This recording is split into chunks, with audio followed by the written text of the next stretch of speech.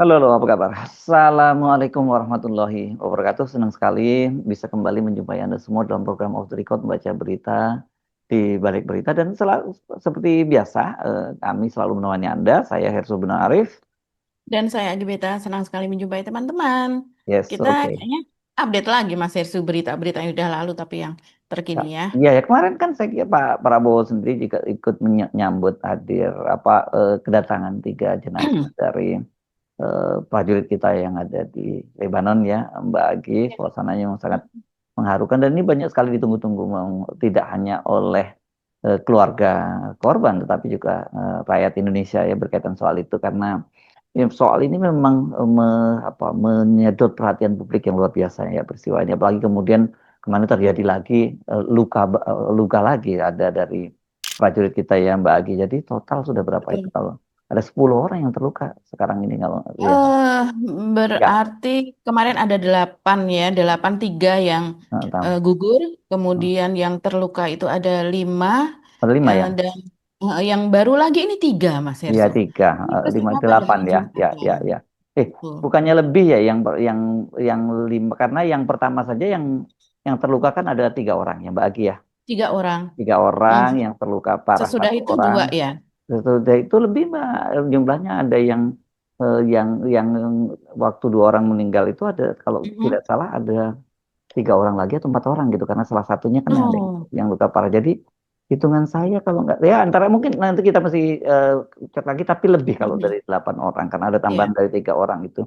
Nah ini yang kemudian Iya, membuat publik menjadi ingin mendorong agar mendesak agar segera ditarik pasukan itu dari sana. Dan sebenarnya bukan hanya publik netizen biasa, anggota wakil ketua Komisi 1 juga seperti Dev Laksono kan juga mendesak agar ditarik mundur. Sementara misalnya mereka kemudian membandingkan dengan Malaysia yang begitu mendengar ada peristiwa yang menimpa eh, prajurit Indonesia kan mereka langsung menghentikan aktivitas operasinya selama di Lebanon ya Mbak Agi ya.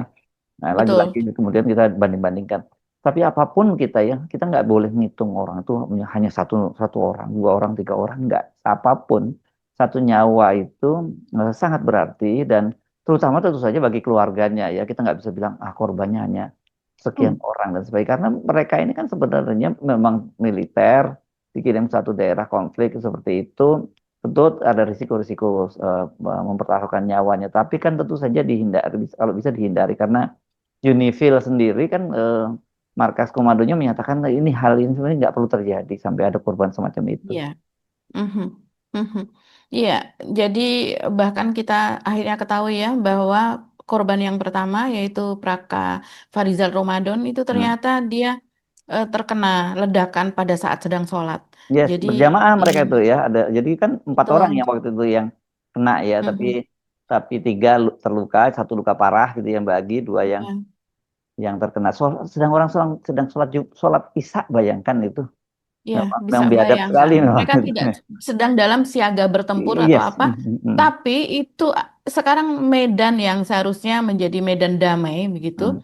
sekarang menjadi area pertempuran. Jadi Hmm. ini betul-betul membahayakan pasukan kita karena mereka bukan pasukan tempur, Hmm. mereka adalah peacekeeper. Nah, Hmm. coba kita lihat apa yang terjadi pada ledakan yang atau korban yang untuk peristiwa ketiga kalinya. Ini Hmm. berturut-turut ya. Pokoknya ini Ketiga lebih parah kalinya. ini di markas ya malah jadi dekat markas itu ya, di dekat markas. Iya, Oh, betul. Dan hmm. kemudian yang 2 ini luka serius. Hmm. Hmm. Kenapa tidak disebutkan luka parah? Saya tidak tahu seberapa serius gitu. Biasanya kalau serius itu ya karena Ya parah, eh, cuma di bahasa lain ya. sesuatu yang Ya. parah, yang Hmm. Hmm. sesuatu yang vital begitu ya. Hmm. Sementara satu luka ringan. Tapi semuanya dirawat. Coba saya melihat dari Republika Online misalnya.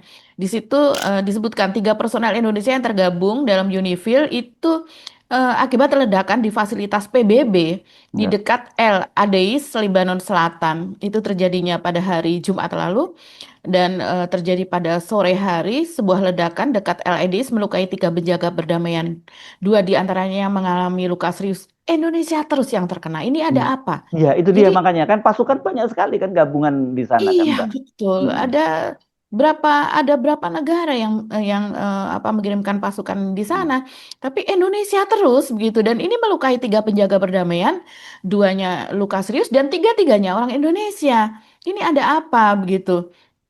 Eh, di situ disebutkan, kami belum mengetahui asal-usul ledakan tersebut, kata Ardiel. Ardiel ini adalah pusat informasi PBB yang ada di Indonesia. Jadi juru bicara Unifil, Kandis Ardiel, itu menyampaikan sebagai pusat informasi PBB, begitu ya.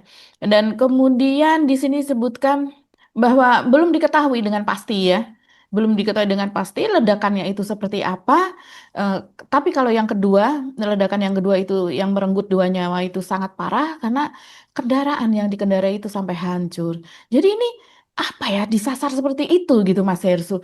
Eh, Indonesia masuk ke dalam BOP Board of Peace, terus kemudian juga Israel masuk ke dalam BOP Board of Peace, tapi tidak menjaga peace gitu, tidak menjaga perdamaian. Untuk apa masuk ke dalam board of peace begitu? Sementara Israel tahu persis bahwa di antara para penjaga perdamaian itu banyak di antaranya adalah pasukan Indonesia. Dan mereka pun mengelak bahwa apa namanya, bahwa ini kejadiannya yang sejauh ini PBB pun mengatakan yang diduga itu yang melakukan adalah serangan dari Israel. Jadi ada apa ya, kok Indonesia terus begitu. Nah, cuman yang terakhir kita lihat dari akun media sosial eh, Jenderal Agus Subianto Panglima Hmm. TNI mengatakan memang sudah menginstruksikan akhirnya Mas Hersu ya supaya Hmm. masuk ke bunker para prajurit TNI yang ada di sana begitu, dan tidak beraktivitas lebih dulu, menunggu instruksi lebih berlanjut, Hmm. melihat keadaan lebih lebih lanjut nanti ke depannya begitu. Akhirnya Ya. diinstruksikan seperti itu. Hmm. Yang bagaimana kalau Malaysia tanpa dia ada korban Korban di ya. pihak prajurit Malaysia, dia melihat situasi yang apa situasi yang mengerikan begitu ya, situasi Satu yang sangat tidak yang kondusif, gawat, dia sudah berbahaya. langsung iya. Ya. Dan Malaysia mengatakan dengan jelas tidak sepadan itu dengan nyawa prajurit kami gitu. Yang diutamakan adalah nyawa itu yang lebih dulu gitu. Hmm. Ya, iya. Ya memang betul. Jadi korbannya sudah cukup banyak tadi ya. Saya cek lagi tadi memang ternyata betul yang Mbak Agi katakan yang terluka itu 5 orang ya. Jadi yang pada peristiwa yang pertama yang membuat Praka Farijal Ramadan itu eh, gugur itu kan ada 3 orang yang terluka ya Mbak Agi ya. Salah satunya Mhm, luka parah. mhm. Sementara pada peristiwa yang kedua, sebenarnya ini kan tragisnya mereka ini kan mengevakuasi ya, mau mengevakuasi Betul. jenazah Praka Farijal ini. Kemudian dua orang itu gugur, yakni Kapten Zulmi yang kemudian semuanya dinaikkan pangkatnya, nomor Mhm. saya menjadi mayor. Terus kemudian Sertu Muhammad Ikhwan ya, Mbak Agi ya, itu yang juga Betul. dia Mhm. naikkan pangkatnya setingkat dan ada 2 orang yang terluka. Saya yang ingat masih ada 1 orang saja yang terluka serius ya, luka Mhm. parah. Ya ini kapten juga, ini Kapten eh, Sultan ya, Kapten Sultannya di kelas di Akmil dari eh, Mayor Zulmi. Nah yang terakhir kemudian 3 orang yang belum disebutkan namanya ya 3 orang. Mbak Agi udah Belum punya nama sampai sekarang belum ada belum ya. Tapi belum satu diungkap orang namanya. 2 orang yang disebut ya, luka Dua serius ya. orang luka Ya serius. luka serius. Iya. Jadi mudah-mudahan saja yang luka serius ini bisa segera pulih gitu ya, karena berarti dengan begitu yang luka serius itu ada 4 orang setidaknya sekarang nih Mbak Agi, ya Iya, yang betul. satu ya Mhm. pertama Yang peristiwa sebelumnya. pertama ya, Mhm. yang peristiwa pertama, peristiwa kedua dan kemudian peristiwa ketiga total ada 4 orang. Kita doakan aja mereka eh, bisa sehat kembali dan yang orang kemudian kan membuat marah publik itu karena pernyataan dari dari Mabes TNI yang menyatakan bahwa Iya, akan segera dikirim kembali ini pasukan di betul. sana. Padahal kan mestinya Mhm. semacam ini kan ini waktu masih bulan bulan Mei mereka ini akan ada rotasi begitu ya. Mesti Betul. katakanlah kalau memang toh ada itu jangan terlalu cepat diputuskan semacam itu di cooling Diputuskan, down dulu ya diumumkan, tunggu betul. dulu lah ya tunggu Mhm. dulu kan situasi orang sekarang Mhm. sedang berduka orang sedang marah kemudian tiba-tiba langsung Mhm. seolah-olah menantang dan menyatakan oh keputusan negara masing-masing beda ketika misalnya disebutkan oleh wartawan bukan Malaysia sudah melakukan langkah semacam itu ya keputusan pemerintah masing-masing negara berbeda kita nggak saling tergantung dengan yang lain ini saya kira satu komunikasi yang kurang bijak ya kalau tahu Nggak betul kata bijak, ya betul. kalau kalau katakan betul mau dikirim tuh kan harusnya diredakan dulu gitu. Walaupun sebenarnya yang Mhm. ideal harus ada evaluasi dong dalam situasi semacam ini. Mengapa? Mhm. Kayak seperti Anda tadi sebutkan, kok korbannya selalu Indonesia? Itu pertanyaannya. Hmm. apakah betul Indonesia itu diincar? Gitu kan pertanyaannya. Hmm. Kedua, Betul. atau ada hal yang lain, misalnya Hmm. protam mungkin ada soal SOP dan sebagainya. Tapi saya kira ini kita nggak ingin mendiskusikan itu ya, karena tidak elok ya. Itu kemudian ada korban, ada wafat dan sebagainya, kemudian menyalah-nyalahkan gitu. Tapi secara internal TNI mereka harusnya melakukan evaluasi terlebih dahulu kan gitu Mbak Agi. Iya, dan mendengarkan suara rakyat Indonesia. Ya. Ini tidak hanya soal nyawa, Hmm. tapi kita harus melihat juga bahwa TNI itu adalah investasi. Kenapa kita menambah prajurit TNI itu pasti harus menghitung anggaran? Karena setiap satu orang prajurit TNI untuk membentuk jiwa prajurit, jiwa korsanya, keahliannya, keterampilannya, jiwa beraninya apa dan sebagainya dengan berbagai latihan yang sangat intensif memerlukan apa komandan-komandan yang juga sangat-sangat bagus begitu terpilih itu kan memerlukan investasi yang tidak kecil itu investasi bagi rakyat Indonesia maka mereka menjadi kesayangan rakyat Indonesia harus didengar saya rasa suara dari rakyat Indonesia di dalam satu tubuh prajurit TNI kita tidak hendak mengompersilkan ya bahwa oh ini begini tapi kita juga harus berhitung ini sama saja dengan misalnya profesi dokter itu yang di dalam satu orang dokter, apalagi dia spesialis, itu biaya pendidikannya miliaran. Dari sejak awal sampai kemudian itu adalah investasi bangsa Indonesia. Sehingga kemudian kita memuliakan mereka menjadi salah satu aset bangsa. Begitu juga dengan TNI. Dalam satu orang TNI, begitu mereka memiliki pengalaman pelatihan, kemudian di apa namanya dilatih untuk bertempur, dilatih untuk bagaimana untuk menjaga di wilayah perdamaian maupun di wilayah tempur apa dan sebagainya. Itu adalah investasi Indonesia yang tidak main-main karena mereka adalah prajurit-prajurit terpilih. Jadi Ya. dengarkanlah suara rakyat Indonesia. Jadi memang dikatakan Mas Hersu sangat jelas bahwa rakyat Indonesia saat ini sedang bersedih dan mereka ini tidak menginginkan TNI kita menjadi korban di sana karena ini memang brutal ya. Coba nanti kita sebutkan apa saja yang menyebabkan TNI sebaiknya itu ditarik dari UNIFIL dan juga Indonesia keluar dari BOP. Cuman kalau di sini kita melihat memang apa yang dikatakan Mas Hersu tadi bahwa Komandan Pusat Misi Pemeliharaan Perdamaian Maijen TNI Iwan Bambang Setiawan ini sudah jelas mengatakan kita nggak bisa melihat itu diukur dengan kepentingan negara lain ya. Hmm. Kalau Malaysia punya hitung-hitungan sendiri, yaitu kita serahkan kepada pemerintah Malaysia. Ya hitung-hitungannya adalah juga soal hati, begitu kan? Juga soal tidak hanya soal Indonesia, wah begitu di mata negara lain, kemudian Indonesia menjadi andalan dunia, menjadi andalan PBB, tidak perlu yang seperti itu begitu. Nah, kemudian rencana pengiriman tanggal 22 Mei ini adalah merupakan rotasi ya memang. Tapi yang akan dikirim tetap besar loh, 756 Ya. personel TNI begitu. Ini nggak main-main kalau sekarang dalam jangka waktu satu pekan aja, bahkan tidak sampai satu pekan. Sudah berapa itu Mas Hersu tadi ya? Sudah ada delapan, Delapan, delapan delapan yang tambah luka, yang ya 8 gugur, luka tambah tiga yang sudah gugur, 11. ya 11.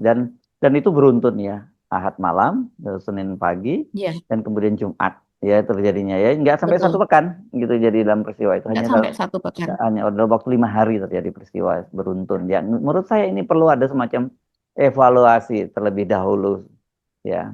Tadi secara internal dilakukan seperti itu, sementara keluar tentu statementnya harus lebih yang apa ya, semacam Menenangkan, ya, menenangkan. Kita tahu mengayomi bahwa dan kita ya bijak gitu. kita tahu bahwa orang bergabung dengan TNI itu ya memang risikonya dia nyawanya yang melayang. Tapi kan Betul. bagaimana cara dengan cara bagaimana cara dia apa dia meninggal dunia kan itu dua hal yang berbeda. Ketika ada mereka sedang Mhm. bersolat itu kan nggak itu konyol, perilaku mereka itu yang melakukan itu maksud saya bukan konyol mereka kalau mereka tentu sahid ya insya Allah karena satu dalam Iya, posisi sholat, kedua mereka yang melakukan ya serangan di wilayah ya yang seharusnya ya damai, ya begitu ya kan? ya Ya, ini coba saya Mas Irsu ya. bacakan ya. Warga-warga yang marah begitu ya. Ada yang mengatakan gini, kirim anaknya. Ini sudah saklek banget loh. Kalau seandainya Panglima TNI mengatakan begitu, atau tadi komandan yang mengatakan begitu, dan atau Prabowo sendiri yang mengatakan demikian bahwa kami akan tetap mengirim 756 personel TNI ke Libanon Selatan sebagai peacekeeper. Kemudian masyarakat ini akun organik ya. Sofioneste dia mengatakan kirim anaknya. Nikmat Abdullah mengatakan iya, ketika tersandera begitu. Mendingan stop aja dulu kayak Malaysia, tunggu keadaan lebih baik dulu. Buat apa dikirim ke sana jika pulang tinggal nama? Sangat ngawur. Juga Papua saja masih menggap-menggap. Artinya masalah di dalam negeri aja belum mampu diselesaikan. Ada yang mengatakan, ya Tuhan. Ada juga yang lucu nih, kirim Teddy juga dong katanya. Mungkin dia bilang, Bagus sih. mungkin dianggapnya Teddy adalah juga Ya. TNI dan selama ini memang ya kita melihat selama bertahun-tahun pengalamannya di istana begitu kan. Jadi tidak orang gemes juga melihatnya rupanya. Eh, Lah, masa nantang maut? Yang jadi keluarganya sabar-sabar aja deh ya. Banyak doa. Ada juga mengatakan karena keamanan Israel harus dijaga.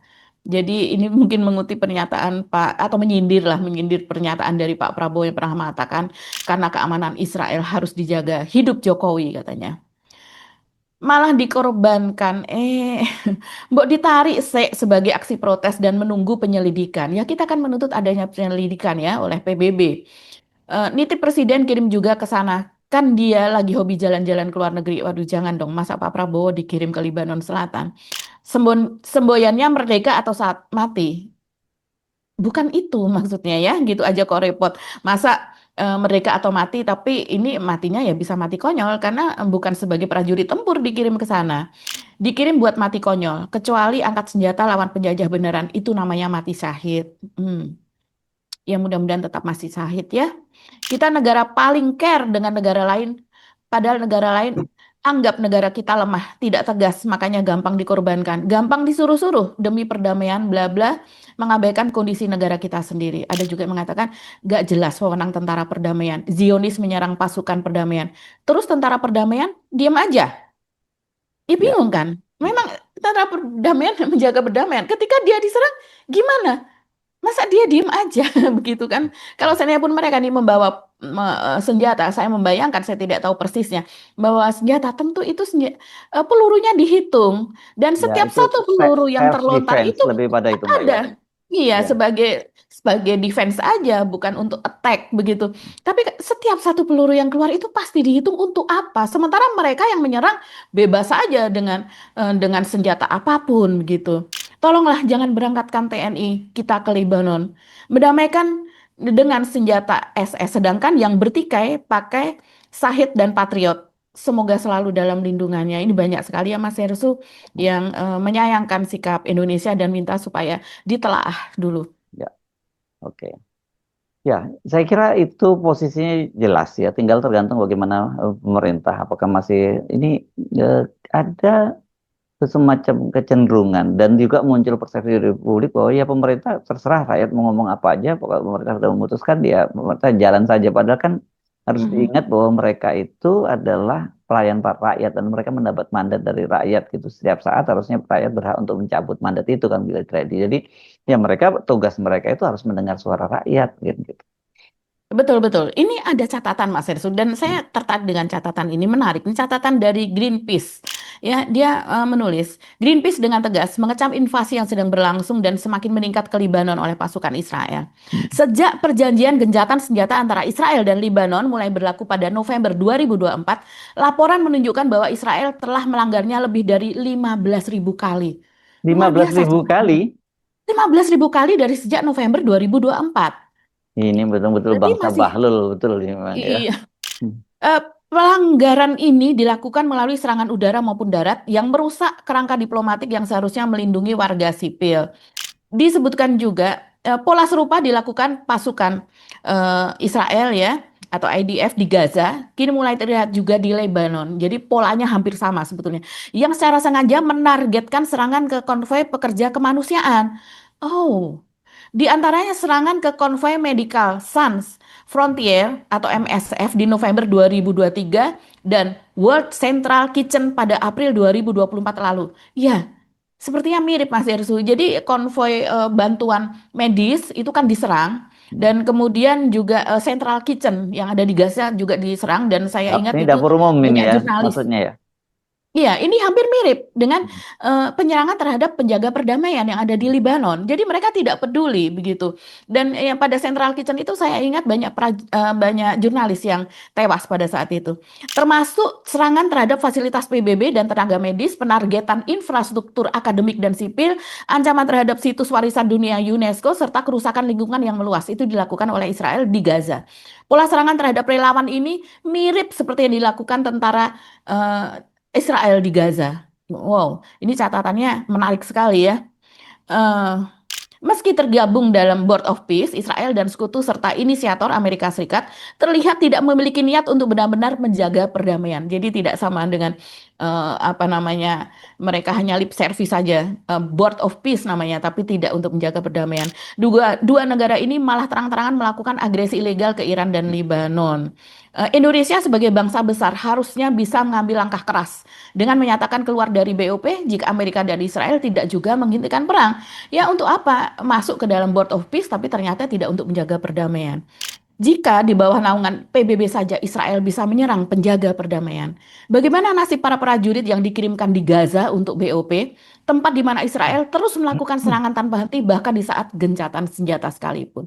Ini rasanya apa eh, catatan dari rakyat yang sangat jelas ya kepada pemerintah.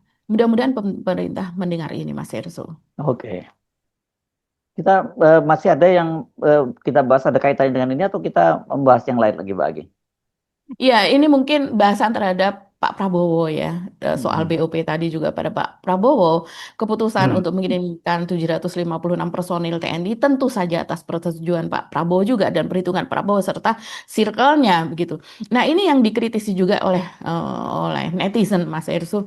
Ini Hmm. adalah soal jalan-jalannya Pak Prabowo dan juga klaim atas komitmen investasi yang dinilai bahwa komitmen investasi itu nggak perlu dibesar-besarkan ya. Mungkin untuk membangun pencitraan, apalagi banyak sekali yang protes terhadap kebijakan-kebijakan kebijakan Prabowo soal MBG, soal koperasi Desa Merah Putih apa dan sebagainya begitu ya. Sehingga kemudian soal investasi ini sepertinya diglorifikasi betul. Padahal masih komitmen. Coba kita lihat salah satu yang menarik itu yang ditulis oleh Terelie Mas Hersu. Sebenarnya banyak banyak netizen begitu ya, pegiat medsos Ah. itu yang juga menuliskan soal ini dan bahkan kalau Terelie ini dia menulis, kalau yang lain kebanyakan adalah merekam narasi mereka. Tapi saya lebih tertarik ini. Coba kita baca Mas Hersu catatannya. Prabowo memecahkan rekor presiden paling sering ke luar negeri sejak era SBY dan Jokowi. Total lebih 40 kali lawatan ke luar negeri selama 17 bulan jadi presiden. 100 hari lebih dia berada di Hmm. luar negeri. Ini kalau dicatat hari berapa hari kemarin ke Jepang dan kemudian dilanjutkan ke Korea Selatan juga berapa hari begitu ya. Itu hitungannya sudah 100 hari lebih selama dia memerintah, dia tuh tinggal atau melakukan lawatan atau berada di luar negeri. Hmm. Yang artinya 20% dari 5 hari, artinya 1 hari Prabowo berada di luar negeri. Karena dia kan 17 bulan, 17 bulan kalikan saja 30 hari begitu ya. Nah, kalau sekitar 400, sekitar 500 mungkin ya, sekitar 500 hari dan kemudian 100 harinya berada di luar negeri artinya 20%. Hmm. Fantastis untuk presiden yang selalu bilang tentang efisiensi, efisiensi, efisiensi. Oh iya, setiap pulang dari luar negeri bawa komitmen investasi ribuan triliun, ngantri itu investor deh. Iya banget deh, komitmen investasi sama kayak IKN dulu, penuh klaim bombastis. Ini menarik banget Mas Hersu dan kita sudah bisa bayangkan bagaimana komentar netizen, begitu juga di akun-akun yang lain. Nah, ini ada lagi ya cerita soal omon-omon investasi asing Jokowi dan Prabowo kalau Hmm. seandainya dibandingkan. Ini saya bacakan lagi. Eh, Ditulis oleh Terelie juga. Dia netizen. Saya menulis ini sungguh Ah. betulan agar kalian jadi pintar semua. Ya Tuhan, saya itu tidak ada urusannya dengan pilpres. Benci sana, benci sini. Ngapain? Saya itu penulis. Fokus saya adalah mengedukasi, menulis apa yang seharusnya dibaca orang-orang. Saya itu ingin sekali negara ini maju sejahtera. Nih, salah satunya. Kamu lihat screenshot berita di era Jokowi tahun 2023, dia bilang ada 300 komitmen investasi dari investor asing. Maka, apa faktanya hingga hari ini yang kebetulan sudah seremonial groundbreaking hanya 3 saja. dari 300 komitmen yang diklaim tersebut, alias hanya 1%. Dan ambiarnya, tiga-tiganya entah apa kabarnya setelah seremonial. Ini pernah dibahas Mas Hersu nih. Sudah berdiri bangunannya, sudah bertahun-tahun loh ini, mana progresnya? Atau jangan-jangan investor asing itu nggak bego. Mereka punya penilaian masing-masing mengukur retur investasi dengan hati-hati. Ya iyalah, dalam kondisi ekonomi dunia seperti ini. Termasuk jika Prabowo pulang dari jalan ke Jepang, kayak Korsel, kayak lantas media sibuk menulis. Indonesia dapat komitmen investasi 500 triliun, ya, yang ditulis sih 575 triliun ya. Lantas kamu terpesona, takjub, ayolah kamu jangan telan mentah-mentah ya Tuhan, itu tuh cuma komitmen, MOU, seremonial, teken-teken, biar keren gitu loh. Kalian saja kalau lagi perjalanan dinas kemana lah juga begitu kan, gitu. Selalu membawa oleh-oleh. Namanya komitmen, tidak ada denda, sanksi maupun hukuman jika investor mendadak batal berupa pikiran, males, tidak jadi invest dan lain-lain. Coba tanya Jokowi deh, apa kabar investor asing yang katanya dulu ngantri mau masuk IKN? Masih berdiri ngantri? Atau itu cuma Eh, bualan? bukan Ya, ngantri sih sebenarnya, oversubscribe waktu itu gitu katanya. iya itu yang di acara Jakarta Theater bulan Iya. Oktober itu ya Hmm. Mas Hirsu, Dan dua ribu kaget dua saya puluh dua kalau kok tidak ya. salah. Kan gitu. Bahkan ada penasehatnya kan pada waktu apa mantan Perdana Menteri Inggris ya Tony Blair ada di situ. Oh dibayar berapa tuh Tony Blair? Ternyata hasilnya begitu saja. Ya, ini disertakan screenshot ada 300 komitmen investasi asing di IKN, Jokowi prioritaskan dalam negeri. Ini pada 21 November 2023. Yang lain-lainnya masih banyak lagi seperti Jokowi bawa komitmen investasi pembangunan IKN ini dari Seoul, dari Korea Selatan. Dia klaim bahwa ada 94,87 triliun.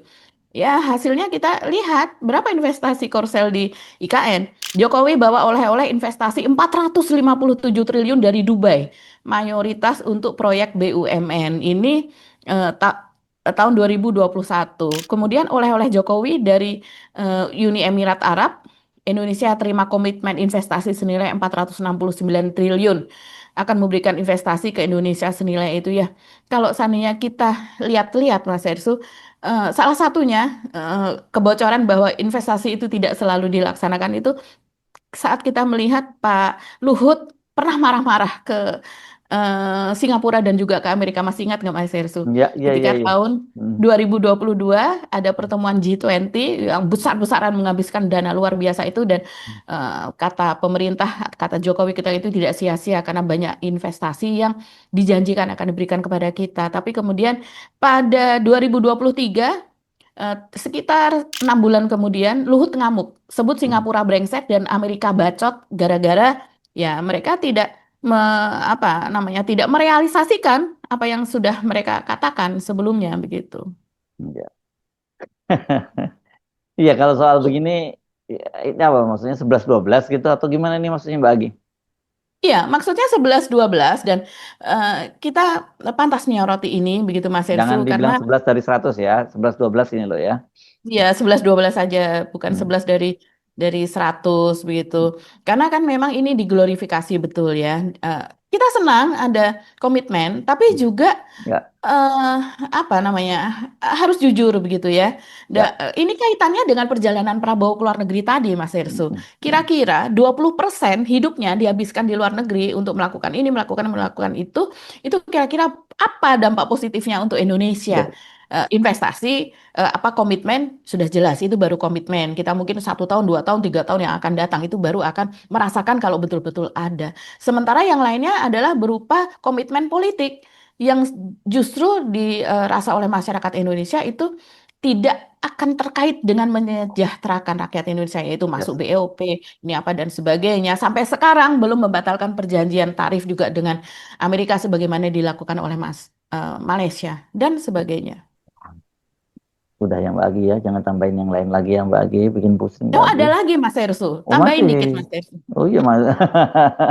Ya, oke. Yang lagi rame itu Emmanuel Macron ya, kita sudah tahu dia Oh baru iya saja iya iya itu menarik. melakukan Hmm, menarik. hmm, Dia ini kayaknya sengaja banget ya sebelumnya melakukan kunjungan ke Cina dengan membawa rombongan besar begitu pengusaha sampai ratusan dan membuat perjanjian-perjanjian apa dan sebagainya. Jadi artinya kayak ngeledek ngeledek Trump gitu, dan sekarang melakukan kunjungan juga ke Jepang begitu, dan dia menyerukan kepada para Iya, sekutu untuk melawan Amerika gitu ya, melawan hegemoni Amerika, tidak selalu menuruti sahabatnya itu iya, dulu begitu. iya, Dan ini kan bikin kesel banget sampai sampai Trump gitu mengolok-olok ketika ada video Macron yang tahun 2025, bagaimana dia seperti di apa istilahnya ditoyor lah begitu ya, ditampar, entah tampar sayang atau apa oleh istrinya, dan itu tertangkap kamera di pesawat. Jadi itu yang katanya mungkin dia sedang masa penyembuhan atau apa. Tapi yang jelas ini kompak betul, Amerika, Inggris, Italia, Spanyol, dan negara-negara lainnya menolak untuk eh, pesawat Amerika itu ya, menjadikan ya, negara-negara tersebut sebagai landasan untuk menyerang ke Timur Tengah. Bahkan lewat pesawat tempur itu, lewat udaranya saja tidak boleh. Ini top loh. Ayolah Indonesia berani. Mereka yang sekutunya yes, aja berani, masa kita nggak berani? yes. Ini nanti ini topik yang sangat menarik ya, karena ini nanti arahnya apakah kemudian kita bertanya-tanya apakah ini akan ada perubahan tatanan dunia gitu. Karena kan selama ini terkesan Betul. bahwa Amerika Serikat itu menjadi polisi dunia lah gitu ya, Mbak Agi Mhm. ya. Ini Ya, jadi harusnya berkembang lagi. Memang sekarang kan kalau kemarin-kemarin bipolar, multipolar, atau eh, unilateral dan sebagainya gitu, itu jadi nanti akan jadi pembahasan yang juga sangat menarik. Dan apa saya juga tadi misalnya berpikir apakah justru perilaku dari Trump ini menjadi momentum untuk mengubah tatanan dunia yang selama ini Amerika sangat dominan gitu ya betul. Mbak. Ini menarik Mhm. bagi nanti kita bahas lagi ya di episode berikutnya. Kami mohon pamit, sampai ketemu lagi. Saya Hersubun Arif. Dan saya Gebita, terima kasih atas perhatian teman-teman. Tetap salam akal sehat. Ya, Wassalamualaikum warahmatullahi salam. wabarakatuh.